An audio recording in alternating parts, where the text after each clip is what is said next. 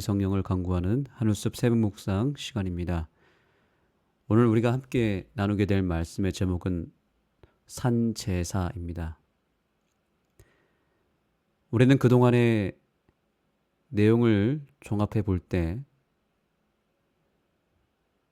우선 가장 기본적으로 말씀에 순종하는 삶이 바로 우리가 빛이 될 수 있는 길이라고 말씀드렸습니다.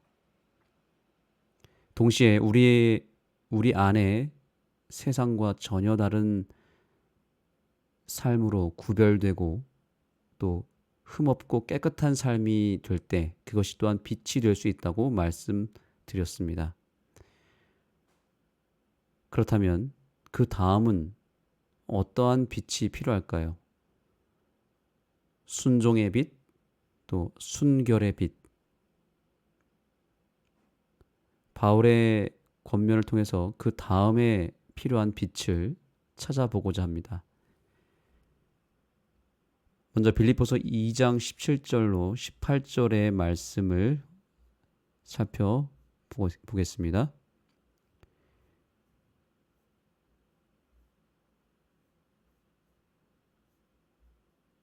빌립보서 2장 17절로 18절입니다.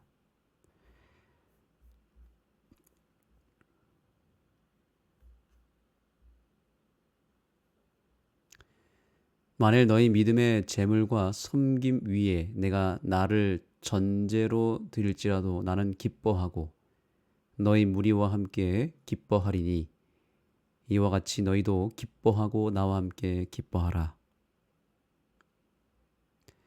바울은 자신의 삶을 예수님처럼 산 제물로 드리겠다라고 고백합니다. 내가 나를 전제로 드릴지라도 이렇게 말하죠.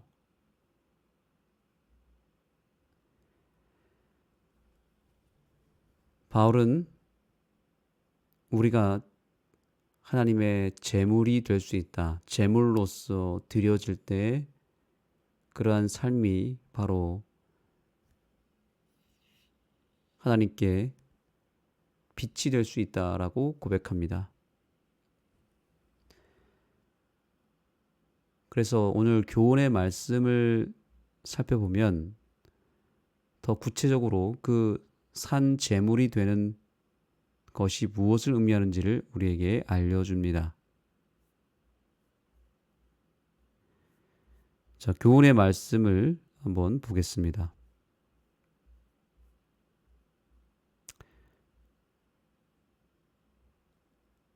바울은 복음을 전파하다 죽어도 기뻐할 것이었다.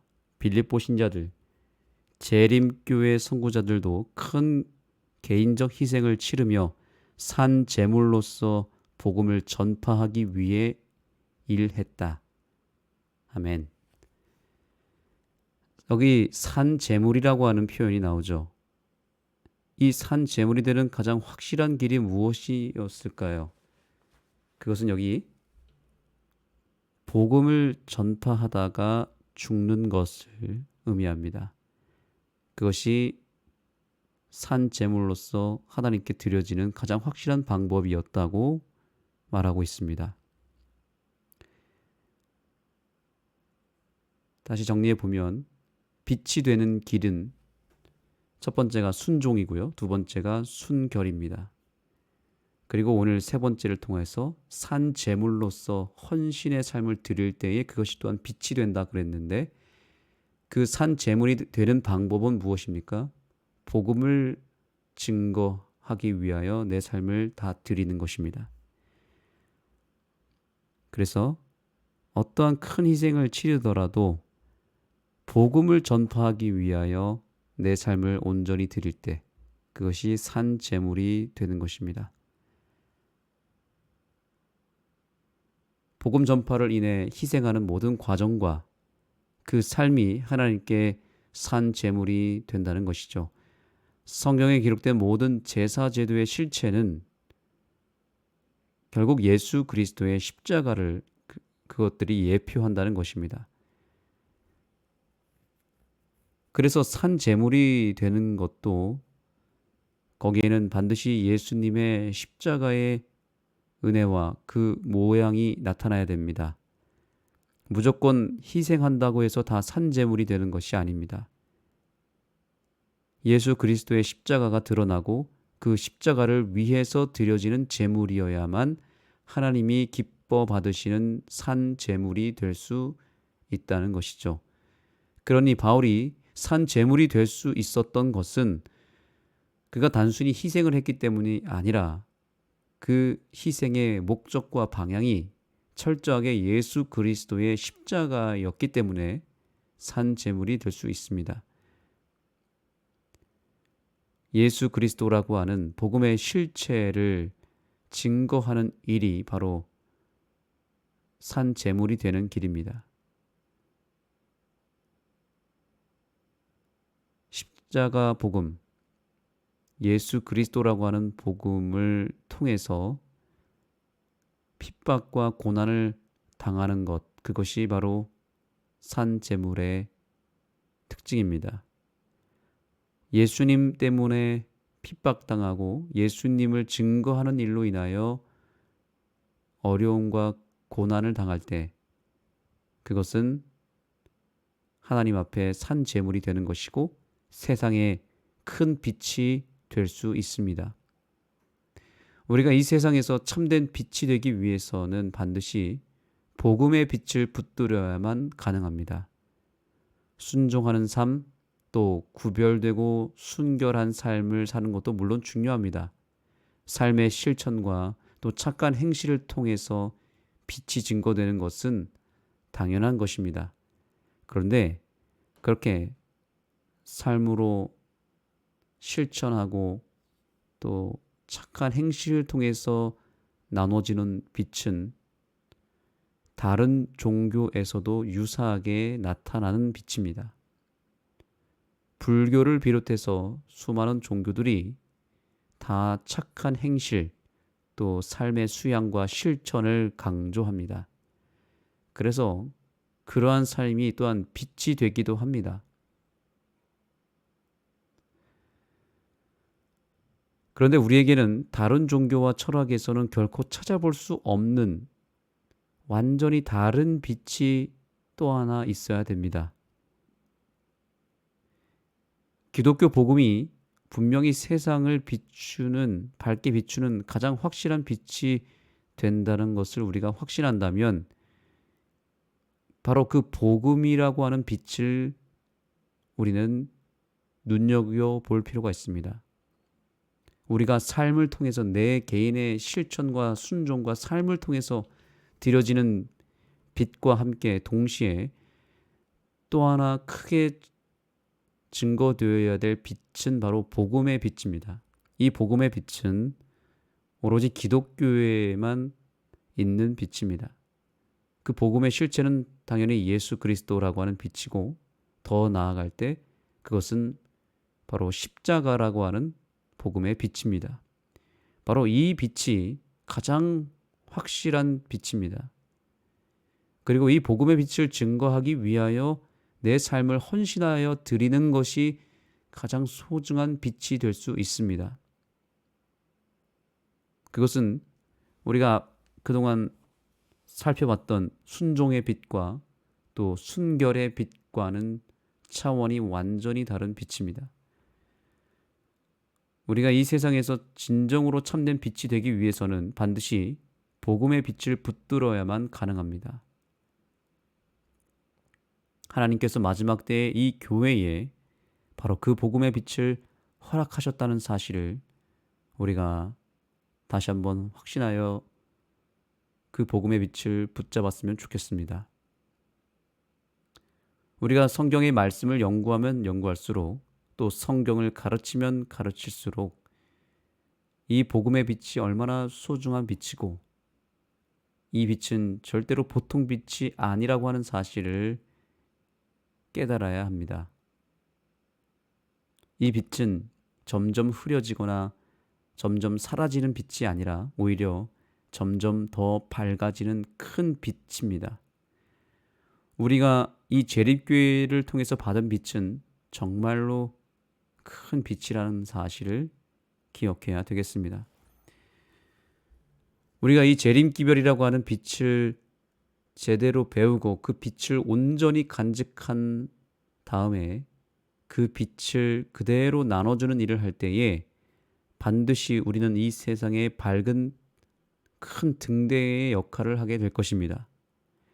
그런데 문제는 아무리 크고 좋은 빛을 간직하고 그것을 받았다 할지라도 그 빛을 자꾸 드러내지 아니하고 전하지 않는다면 아무 소용이 없습니다.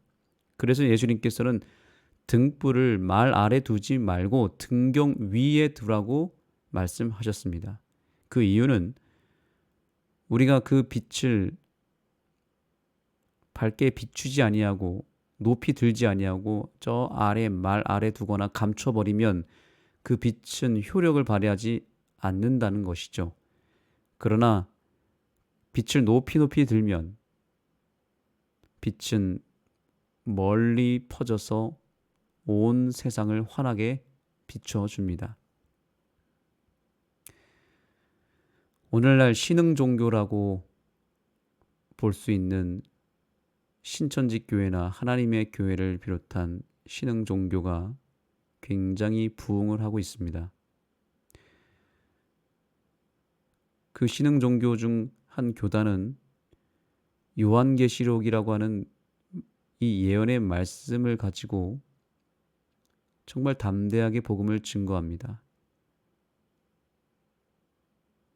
그러면서 그들이 깨달은 그 요한계시록의 기별이 마치 자기들만 깨달은 엄청난 복음인 것처럼 그것을 진심으로 진지하게 여기면서 그들이 받은 빛에 대해서 확신을 가지고 확신을 넘어서 너무 그 빛이 분명하기 때문에 확실하기 때문에 아주 열심히 복음을 그들의 기별을 전하려고 노력합니다.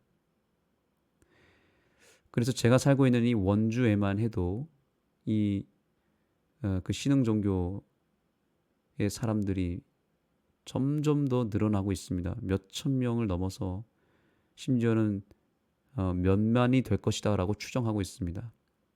그 신흥 종교는 바로 신천지 교회입니다. 그래서 제가 정말 이 신천지 교회가 너무나 급성장을 하고 있고 사람들이 늘어나고 또 그들이 너무나 열심히 전도를 하길래 과연 그들이 가르치는 그 요한계시록의 그 해석과 그 기별이 도대체 어떤 기별이길래 이들이 증거하는지가 궁금해서 한번 시간을 내서 그들과 교류를 하였고 끝까지 한번 요한계시록을 다 들어본 적이 있었습니다. 그런데 결론은 무엇이냐면 그들이 전하는 그 요한계시록의 메시지가 정말로 형편없는 메시지였다는 것을 제가 확인하게 되었습니다. 요한계시록을 완전히 잘못 해석해서 엉뚱한 결론을 내리고 있습니다. 그런데도 불구하고 그 오류투성의 메시지를 그들은 열심히 전한다는 것입니다. 너무나 열심히 전해서 심지어 거기에는 많은 사람들이 현재 미혹을 당하고 있다는 것이 문제입니다. 그들의 그 모습을 보면서 저는 많은 반성을 했습니다. 왜냐하면 사실 이 다니엘서와 요한계시록의 예언의 말씀을 정말 너무나 탁월하고 분명하게 증거해야 될 교회는 바로 재림교회가 분명하죠. 왜냐하면 우리 교회는 바로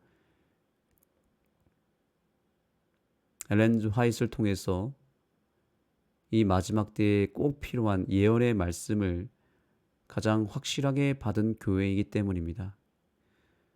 이 예언의 기별을 정확하게 깨달은 교회, 그 교회는 바로 남은 자손으로 예언된 바로 재림교회입니다. 다니엘서와 요한계시록에 대한 분명한 해석을 우리가 이미 오래전부터 받았습니다. 가장 확실한 빛을 받았습니다. 그 빛을 받은 저로서 이 신천지 교회의 요한계시록 해석은 정말 비교할 수 없을 만큼 그들의 기별은 너무나 허술했고 허술할 뿐만 아니라 정말 형편없는 기별이었습니다. 요한계시록을 전혀 깨닫지 못한 그런 아주 문제가 많은 메시지였습니다. 그런데도 불구하고 예언을 가르치는 교회가 그 교회밖에 없다 보니까 사람들은 그 요한계시록, 그 어려운 다니엘 요한계시록을 완전하게 깨달은 이 신천지 교회에 열광하고 있습니다. 이 사실만 놓고 봤을 때 정말 우리의 마음이 뜨겁게 불타올라야 되지 않을까요? 왜냐하면 진짜는 우리한테 있는데, 확실한 복음의 빛은 우리에게 하나님께서 주셨는데, 이 예언의 말씀을 정말 기가 막히게 잘 해석하고 분명한 메시지로 명확하게 규명한 교회는 재림교회가 분명한데, 문제는 오늘날 재림교회 백성들이 이 예언의 말씀을, 이 새천사의 기별을, 이 교회에 주신 현대 진리를 과연 신천지 교회만큼 증거하고 있느냐라고 했을 때 저는 우리 모든 교회들이 정말 죄송한 이야기지만 크게 회개하고 반성해야 된다고 생각합니다. 왜냐하면 지금 우리 한국 사회 안에서 요한계시록의 말씀을 증거하는 교회는 우리가 아니라 신천지 교회거든요. 또한 안식일이라고 하는 확실한 기별을 가장 열심히 증거하는 교회는 재림교회가 아니라 안상홍 증인회라고 하는 하나님의 교회가 그 안식일 기별을 증거하고 있습니다. 우리 교회에 주신 이 놀라운 빛들이 지금 우리가 증거하지 않으니까 다른 이단 종교에서 그것을 증거하고 있다는 것은 매우 큰 충격이고 우리가 정말 우리 스스로를 돌아봐야 될 일입니다.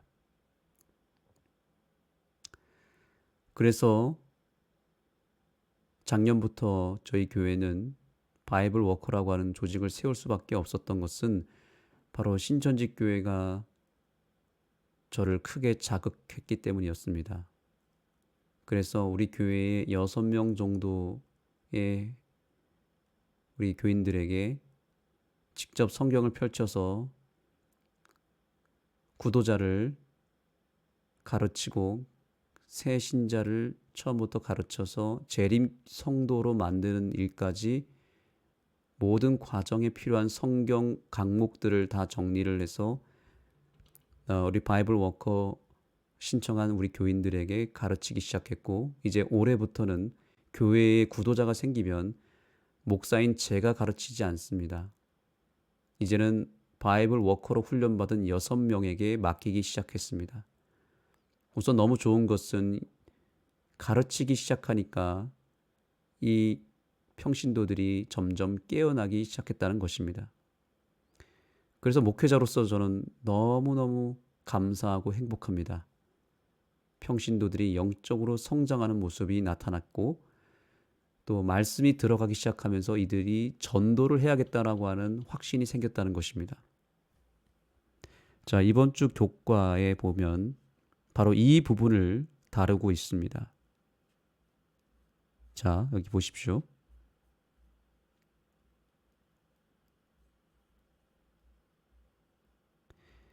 자, 여기에 여러분들이 꼭 주목하시기 바랍니다. 줄을 치시기 바랍니다. 재림교회 선고자들도 마찬가지였다. 이웃에게 복음을 전하는 일을 목사들에게만 맡기지 않았고 자신들의 믿음을 나누고 성경을 가르치며 목사가 돌아왔을 때 침례를 받을 수 있도록 사람들을 준비시켰다. 아멘.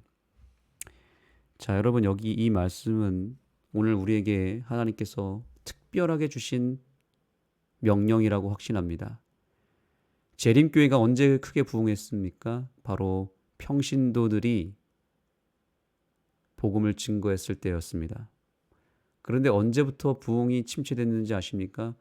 목회자들이 생기기 시작하면서 목회자들이 초창기에는 얼마 없었습니다. 그래서 목회자들이 한 명이 5교회, 10교회씩 맡아서 순회를 했습니다. 순회 목회자가 있었을 때에는 평신도들이 각 교회를 담당했고 그 교회 모든 구도자들을 평신도들이 직접 가르치고 양육했습니다.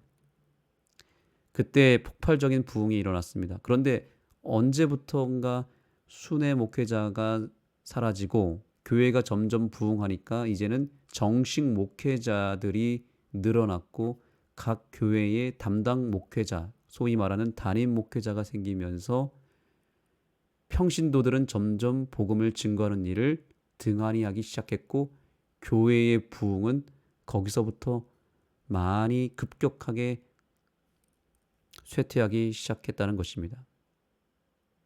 오늘날의 재림교회 부흥은 어떻게 시작이 될 수 있을까요? 그것은 평신도들이 깨어나서 목회자가 아닌 평신도들이 직접 구도자들에게 성경을 가르치기 시작한다면 교회는 부흥하게 되어 있습니다. 바로 오늘 이 말씀을 교과의 저자도 강조하고 있는 것입니다.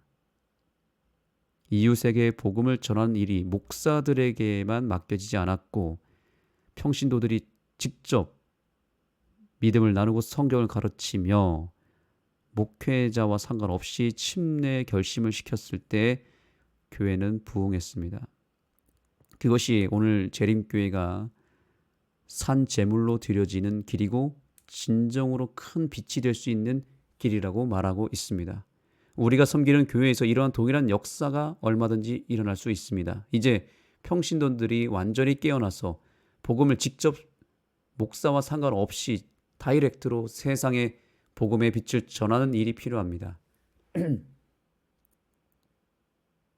재림교회의 부흥은 바로 온 교인이 성경을 열심히 배우고 그 배운 것을 열심히 전하는 교회로 변화될 때 부흥할 수밖에 없습니다.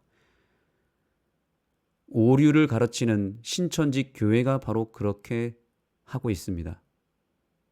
평신도들이 복음을 전하기 때문에 그 교회가 부흥합니다. 신천지 교회와 하나님의 교회는 목회자라는 개념이 없습니다. 왜냐하면 모든 평신도가 목회자처럼 일하기 때문입니다. 재림운동은 다시 우리 교회를 통해서 일어나야 됩니다. 지금은 시간이 별로 없습니다. 정말 마지막 때가 가까웠습니다. 우리가 가장 탁월한 진리를 가지고 있고 가장 큰 빛을 받은 백성이 분명하다면 이제는 그 복음의 빛을 담대하게 전하는 이 시대에 참된 빛이 되어야 합니다. 우리 각자가 등불이 되어야 하고 우리 각자가 걸어다니는 진리, 걸어다니는 복음이 되어야 합니다. 저와 여러분이 이 마지막 때에 큰 빛으로 거듭나게 되기를 간절히 소망하며 말씀을 마치겠습니다. 기도하겠습니다. 하나님 감사합니다. 오늘 우리에게 참된 빛이 되는 길을 알려주셔서 감사합니다. 우리가 말씀대로 순종하며 사는 것도 중요하고 또 모본을 보이는 것도 중요하지만 가장 확실한 빛은 우리가 이 교회를 통해서 받은 빛을 내가 직접 내 입술로 증거하는 것이 참으로 중요하다는 것을 알려주셔서 감사합니다.